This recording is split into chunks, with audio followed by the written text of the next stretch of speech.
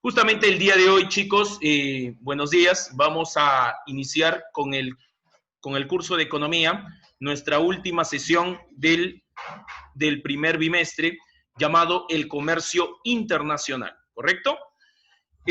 Vamos a pasar a la siguiente proyección, ¿no? ¿A qué se le llama comercio internacional? Comercio internacional vendría a ser aquella actividad económica, ¿no?, donde se produce el intercambio de bienes y servicios, o sea, de productos, ¿no?, entre todos los países del mundo. ¿No? Eso justamente se genera por un fenómeno que a finales del siglo XX y principios del siglo XXI se llama la globalización, que mantiene intercomunicado a todos los segmentos, a todas las naciones, ¿no?, ubicados en los 5 continentes. Disculpen, elementos. Pasamos a los elementos que forman parte de este sistema llamado el comercio internacional. Fíjense, son en total 6 elementos, ¿no? Para que se pueda ejecutar el intercambio de productos entre un país y otro, se tiene que contar o se tiene que tener en cuenta estos 6 factores. ¿Cuáles son? Los exportadores. ¿A qué se le llama exportadores? Aquellos países que van a vender sus productos al extranjero, ¿correcto? Acá tenemos una imagen, como ustedes pueden ver a la mano derecha, donde está la flecha del mouse, ¿correcto? Tenemos un ejemplo muy claro, China. China, en estos últimos años, en estos 3 últimos años, ya le quitó el primer lugar a los Estados Unidos en ser el primer país, ¿no?, que tiene contacto comercial con más de 130 países en el mundo. Sí, sus productos son exportados, vendidos al mundo en más de 100 países. Entonces, ese vendría a ser el primer factor, el exportador, ¿no? Aquella persona que vende sus productos, que promueve sus productos hacia el mercado extranjero. China es un claro ejemplo de ello, ¿correcto? Ahora, otro factor que forma parte del sistema del comercio internacional vendría a ser las divisas. ¿A qué se le llama divisas? Se le llama a aquellas monedas que tienen un gran poder económico mundial. Es el caso del dólar, es el caso de la libra, es el caso del euro, es el caso de los yenes japoneses, de la libra inglesa, del euro que maneja varios países de Europa, exactamente 18 países europeos, y el dólar, que es la moneda oficial de los Estados Unidos y que tiene gran poder. Así es. ¿Por qué se le dice divisa, profe?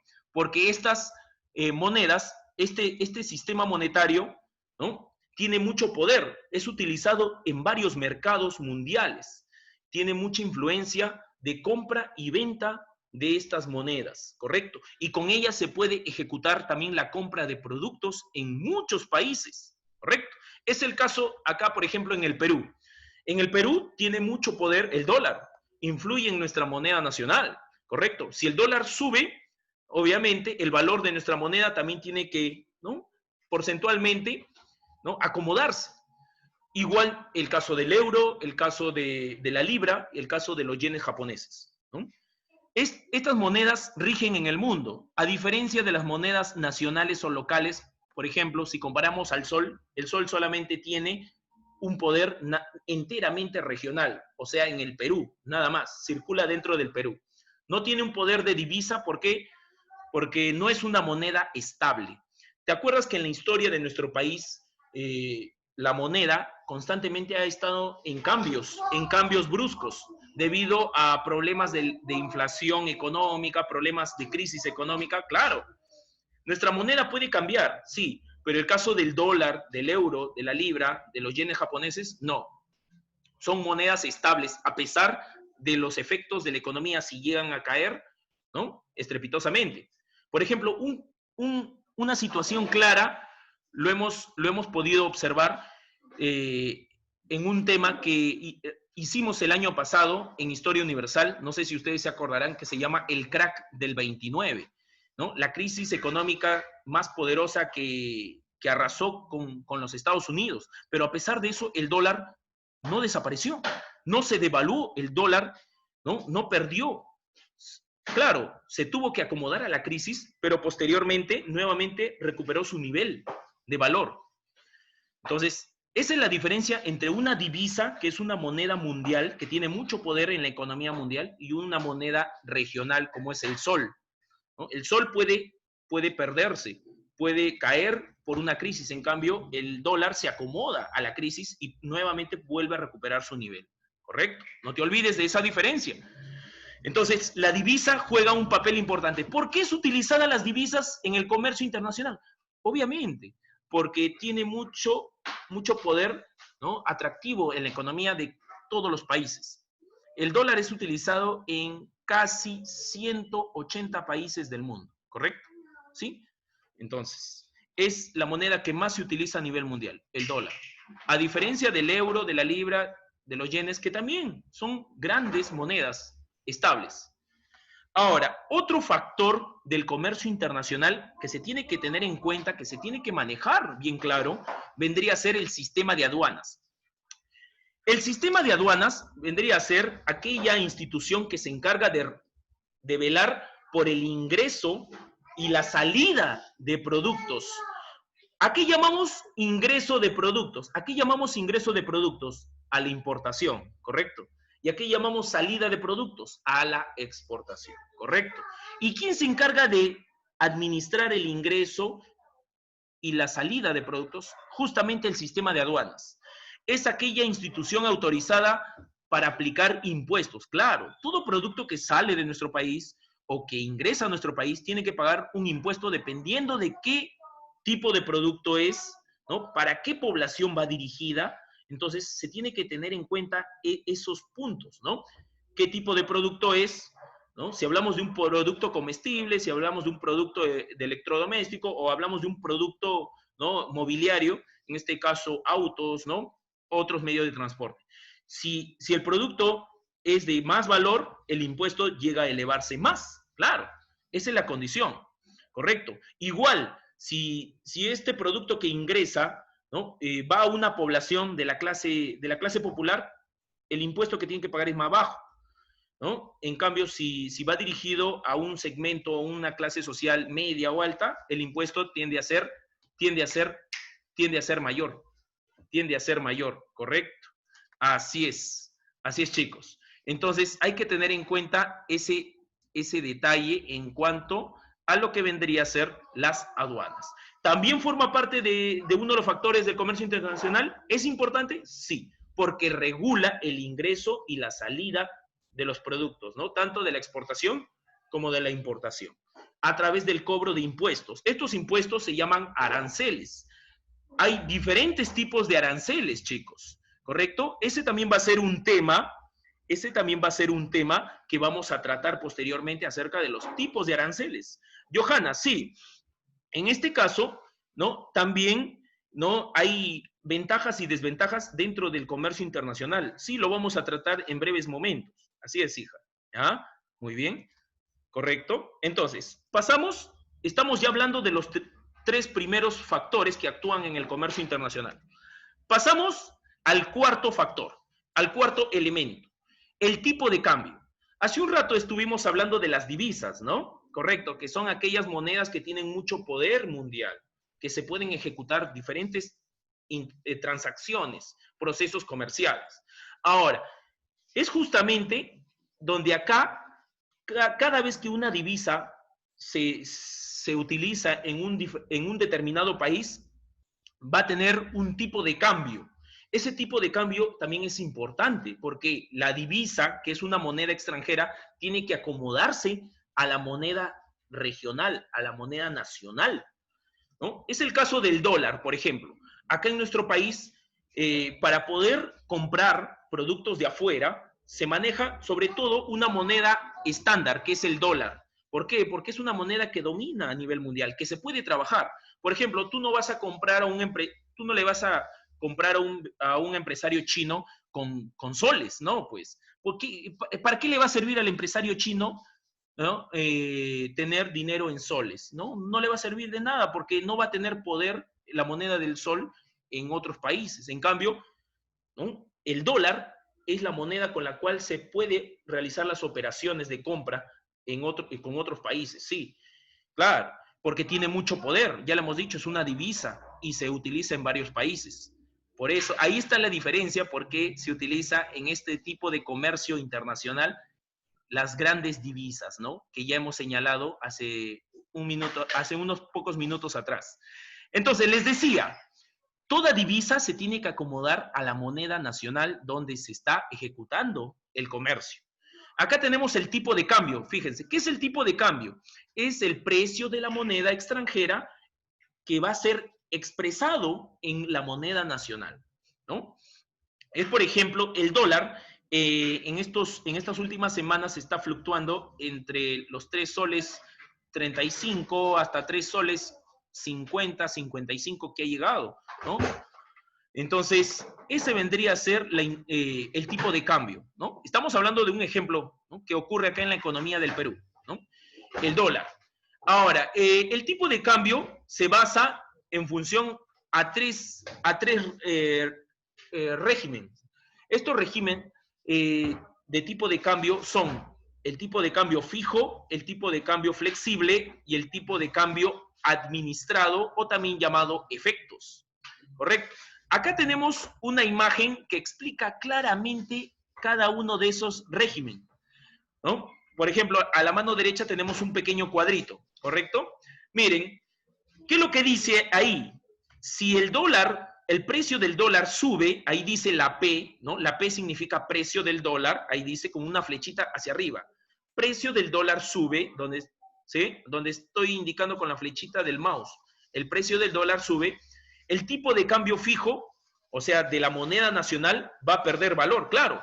Por ejemplo, si el dólar sube su cotización, la moneda nacional, su valor tiende a disminuirse. ¿Por qué? Porque va a tener que sumarse más monedas para poder alcanzar el mismo tope, el mismo nivel del dólar, ¿correcto? Entonces, y eso se va a mantener, ¿no? Por un determinado tiempo. Por eso se le dice tipo de cambio fijo. Ahora, tipo de cambio flexible, ¿no? ¿En qué afecta la subida del dólar? ¿No? Acá dice la depreciación de la moneda. Claro, si el dólar sube, tenemos que aumentar más las monedas del sol para alcanzar el nivel.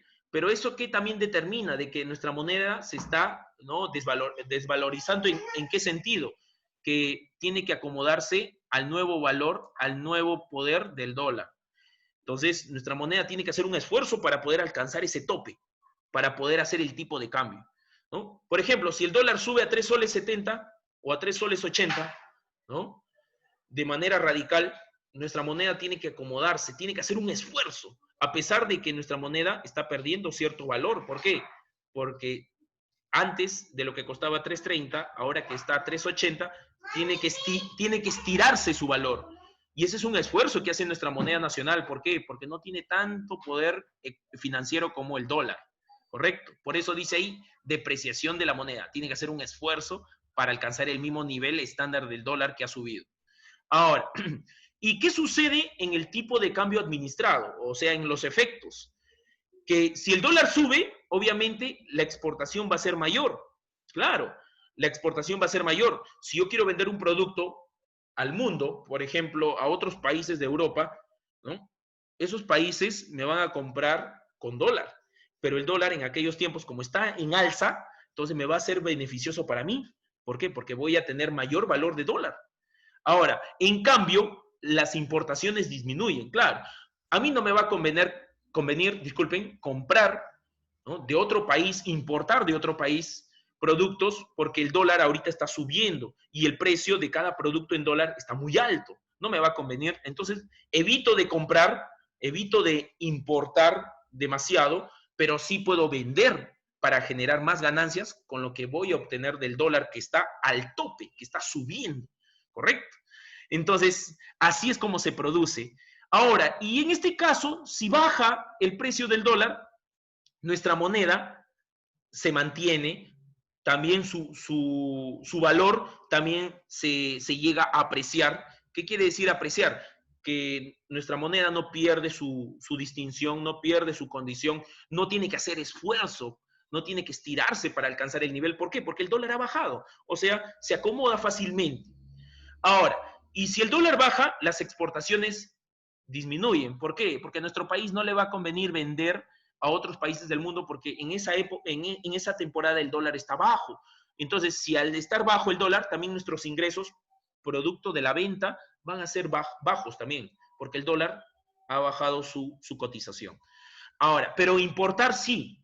¿Por qué? Porque van a estar más cómodos los productos que vienen de afuera, ¿correcto? El precio, como el dólar ha bajado, los productos de afuera van a estar más cómodos, a nuestro bolsillo accesible.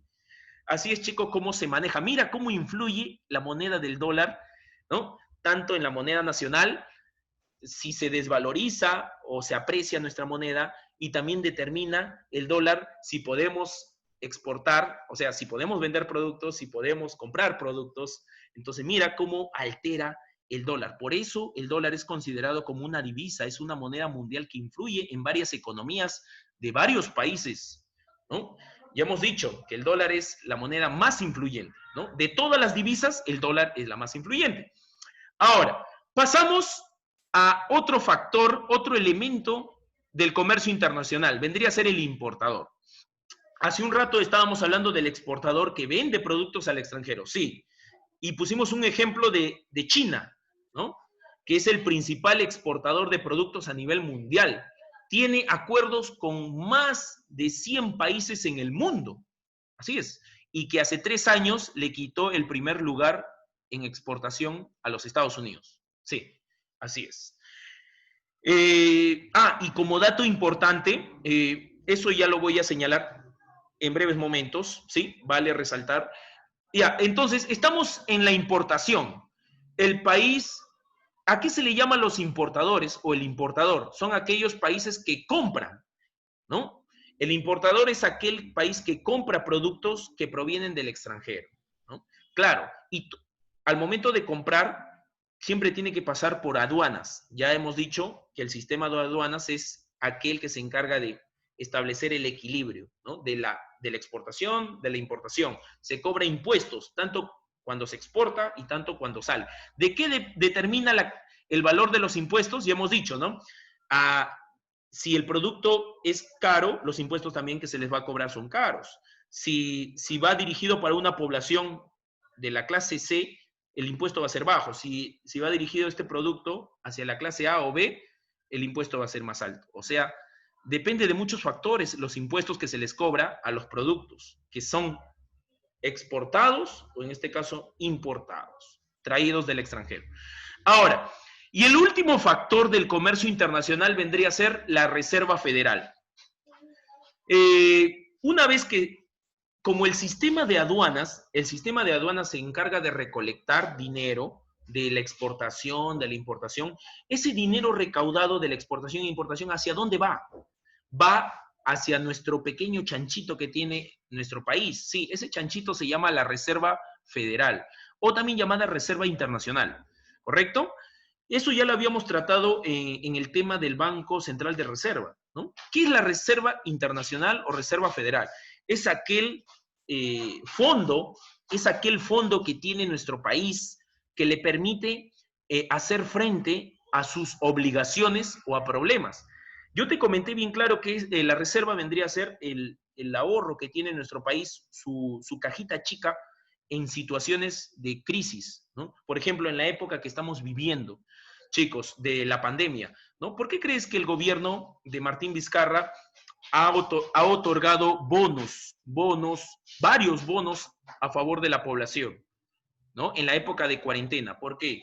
Justamente porque no salen del bolsillo de Vizcarra, no salen del bolsillo de los ministros, del Congreso, no.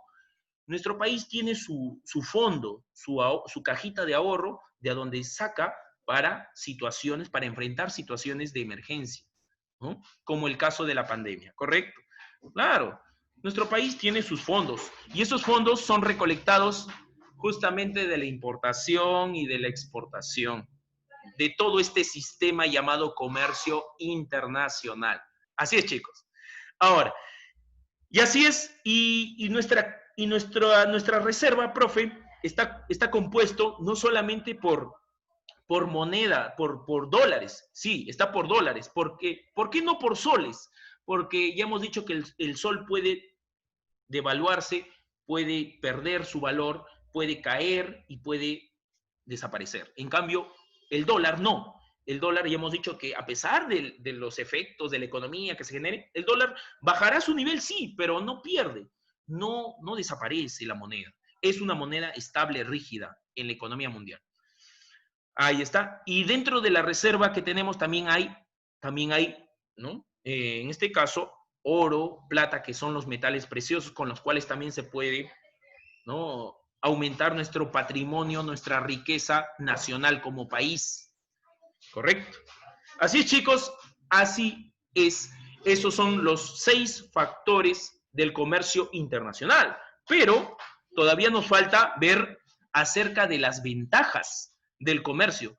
Ahí está justamente lo que preguntaba Johanna hace un rato, ¿no? ¿Qué beneficios trae este comercio, este proceso llamado comercio internacional? Miren, las ventajas del comercio internacional. ¿Cuáles son dichas ventajas? Tenemos que los países se complementan, claro, porque en el mundo hay países desarrollados, subdesarrollados y en vía de desarrollo. Profe, ¿nuestro país en qué categoría está? Está en vía de desarrollo. O sea, le falta mucho todavía para alcanzar el máximo nivel, ¿no? Ahora, mira, los países desarrollados cuentan con tecnología, los países subdesarrollados cuentan con industria y los países en vía de desarrollo solamente cuentan con materia prima, o sea, con los recursos que se extraen de la naturaleza. Claro. Eh, ¿Por qué dice que se complementan? Porque los países desarrollados no tienen materias primas. ¿Y de dónde las obtienen? De los países en vía de desarrollo. Claro, es un intercambio. Lo que un país no tiene, ¿no?, el otro país sí lo tiene. Entonces, es ahí donde se produce el intercambio de la producción, ¿no? Lo que no tengo, tú me lo vas a vender y lo que yo tengo, te lo vendo. Es un intercambio, es un sistema en red dentro de todos los países mundiales, ¿correcto? Por eso dice que se complementa. Bien claro dice. Ahora, la siguiente ventaja del comercio internacional. Entre los países se establecen una barrera baja o nula. ¿Qué es barrera baja? O sea, una vez que dos países hacen un acuerdo comercial, llegan a una conclusión: bajar sus impuestos. Como ya son socios, entonces ambos bajan sus impuestos. Es el caso, por ejemplo, de Perú y China. China y Perú son socios ya hace más de 8 años atrás. Sí, disculpen. Han hecho un tratado que se llama el TLC, ¿no? El Tratado de Libre Comercio, basado en la APEC. No sé si ustedes habrán escuchado, ¿no?, esa promoción que siempre cada año se convoca a todos los presidentes que forman parte de este acuerdo comercial llamado el APEC, que significa, ¿no?, Tratado de Libre Comercio Asia-Pacífico y el Caribe. Todo ese discurso significa APEC, ¿no? Correcto. Así es. Y ese acuerdo entre Perú y China, ¿no?, llegaron a la conclusión de que como son socios comerciales, ya no se van a cobrar impuestos. O sea, por ejemplo, si un producto llega de China al Perú, ¿no?, pasa por aduanas, ¿te acuerdas de aduanas que cobra los impuestos? Aduanas ya no le va a cobrar impuestos elevados, sino le va a cobrar impuestos bajísimos. O a veces no le cobra impuestos, ¿correcto? Por eso ingresa fácilmente el producto de China hacia nuestro territorio nacional, ¿no? A veces bajos impuestos o cero impuestos, porque ya son socios bajo un tratado comercial, ¿correcto? Esas son las ventajas del comercio internacional. A ver, seguimos con las ventajas. La ventaja genera mayores ingresos económicos a los países, claro. Cuando se cobra impuestos de importación y de exportación, el país está generando, está ganando, está recolectando dinero. Y al recolectar dinero hay mayor riqueza para nuestro país. ¿A eso cómo se le llama? Se le llama Producto Bruto Interno. Es todo el dinero que se recauda de las importaciones, de las exportaciones, en un periodo anual, o sea, cada año. Cada año se genera este ingreso económico, ¿correcto? En nuestro país. Se llama Producto Bruto Interno, ¿correcto? Ahora, ahí está, mira, las iniciales, PBI, Producto Bruto Interno. O también se llama Producto Interno Bruto, que es lo mismo, ¿correcto? Ahora, siguiente, fomenta mayor puestos de trabajo. Claro, si vienen productos o empresarios extranjeros a levantar sus fábricas a nuestro país, a levantar sus empresas a nuestro país, van a tener que contratar a personas, ¿no? Esas personas justamente van a ser nuestros propios habitantes. Justamente va a aumentar la tasa de ¿qué? De empleo, ¿no? Con el fin de eliminar el desempleo, ¿no? Y también eliminar poco a poco la pobreza en nuestro país. Porque imagínense, cada persona desempleada, obviamente, a su alrededor tiene toda su familia que también se ve afectada por desempleo. Lo que está ocurriendo ahora de la pandemia, ¿no? Es otro caso similar, ¿no? Cómo ha afectado este contexto mundial. Pero estamos hablando del comercio internacional. Mira cómo genera, ¿no? Cómo tener acuerdos comerciales, tratados comerciales con otros países beneficia a nuestro país. Vienen empresarios extranjeros a hacer sus empresas, sus industrias, sus fábricas y necesitan de personal. Ese personal es nuestros propios habitantes, los cuales son contratados, los cuales van a tener un trabajo, un empleo y así se elimina la pobreza y sobre todo el desempleo. Ahora, otra ventaja del comercio internacional vendría a ser que una vez que llegan empresas extranjeras de otras partes del mundo a nuestro país, va a haber mayor competencia de la marca internacional, de la empresa internacional con las empresas nacionales. Competencia por el mercado, claro, claro. En este mercado va a haber una competencia muy constante. Claro. ¿Y quién es el que va a decidir todo eso? El consumidor, pues, que somos todos nosotros.